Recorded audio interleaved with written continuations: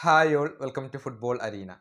കഴിഞ്ഞ സൗഹൃദ മത്സരത്തിൽ എതിരില്ലാത്ത 2 ഗോളുകൾക്കാണ് ബ്രസീൽ സെനഗലിനെ പരാജയപ്പെടുത്തിയത്. എസ്റ്റവായ വില്ലനും കാസെമിറോയുമാണ് ബ്രസീലിന് വേണ്ടി ഗോളുകൾ നേടിയത്.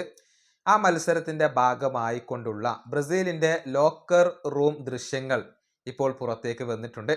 ക്യാപ്റ്റനായ മാർക്കീഞ്ഞോസ് തന്റെ സഹതാരങ്ങളോട് സംസാരിക്കുന്ന ഒരു വീഡിയോയാണ് പുറത്തേക്ക് വന്നിട്ടുള്ളത്. പരിശീലകനായ കാർലോ ആഞ്ചലോട്ടിയും അവിടെ ഡ്രസ്സിംഗ് റൂമിലുണ്ട്. ഒരുപാട് കാര്യങ്ങളെക്കുറിച്ച് മാർക്കീഞ്ഞോസ് പറയുന്നുണ്ട്. കൂട്ടത്തിൽ നെയ്മർ ജൂനിയറെ അദ്ദേഹം പരാമർശിക്കുന്നുണ്ട്. അതായത് നെയ്മർ ജൂനിയർക്ക് മാർക്കീഞ്ഞോസ് പിന്തുണ പ്രഖ്യാപിക്കുകയാണ് ചെയ്തിട്ടുള്ളത്. ആ സമയത്ത് കാർലോ ആഞ്ചലോട്ടി തല താഴ്ത്തി നിൽക്കുന്നത് നമുക്ക് ആ ഒരു വീഡിയോ ദൃശ്യങ്ങളിൽ നിന്നും കാണാൻ സാധിക്കും. മാർക്കീഞ്ഞോസ് നെയ്മറെ കുറിച്ച് പറഞ്ഞ വാക്കുകൾ ഇങ്ങനെയാണ്: ഒന്നിന് പിറകെ ഒന്നായി പല കാര്യങ്ങളും നെയ്മറുടെ ജീവിതത്തിൽ ഇപ്പോൾ സംഭവിച്ചു കൊണ്ടിരിക്കുകയാണ്. ഈ അവസരത്തിൽ അദ്ദേഹത്തിന് പിന്തുണ പ്രഖ്യാപിക്കാൻ ഞാൻ ആഗ്രഹിക്കുന്നു. അതിന് നിങ്ങളുടെ എല്ലാവരുടെയും പെർമിഷൻ ഞാൻ തേടുന്നു.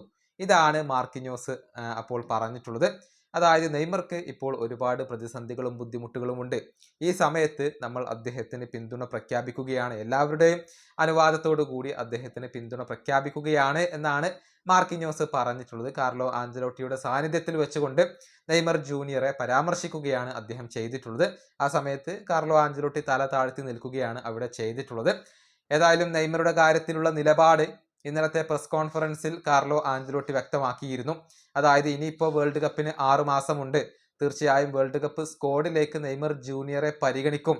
പക്ഷെ ഈ 6 മാസത്തിനുള്ളിൽ നെയ്മർ ജൂനിയർ പൂർണ്ണ ഫിറ്റ്നസ് വീണ്ടെടുക്കണം, എന്നിട്ട് തന്റെ ക്വാളിറ്റി തെളിയിക്കണം. എന്നാൽ മാത്രമാണ് അദ്ദേഹത്തെ പരിഗണിക്കുക എന്നാണ് കാർലോ ആഞ്ചലോട്ടി ഇന്നലെ പറഞ്ഞിട്ടുള്ളത്.